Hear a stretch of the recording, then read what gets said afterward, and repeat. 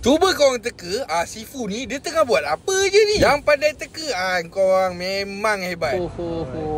Baik mas. Susah nak cari mi tarik original daripada Lanzhou ni dekat Melaka. Sekarang dekat Bukit Rambai pun dah ada. Yang rindukan makan mi tarik original daripada Lanzhou ni, inilah masa dia. Semua mi tarik, dia uli, dia buat semua masa kita order tu fresh tau. Daripada segi rasa, memang tak sama macam mi yang biasa kita makan. Kalau untuk faktor kebersihan pula, memang kat sini bersih. Yang paling penting halal tu pasti. Bagi yang tak tahu, Lanzhou di sebuah negeri yang besar dekat China. Rakyat dia majoriti 99% orang Islam kita, bukan yang convert. Bagi yang suka makan nasi, kau boleh try nasi goreng dan juga nasi yang berlauk. Sekali cuba le rasa makanan dia lain daripada yang lain, luar sikit daripada selera orang kita. Ada juga ayam, sayur, macam ni kambing. Tak lupa dia punya dumpling, makan dengan chili oil. Menu kat sini memang banyak, 100% autentik, original daripada Lanzhou, China. Boleh cuba dekat mi tarik Lanzhou dekat Bukit Rambai, Melaka.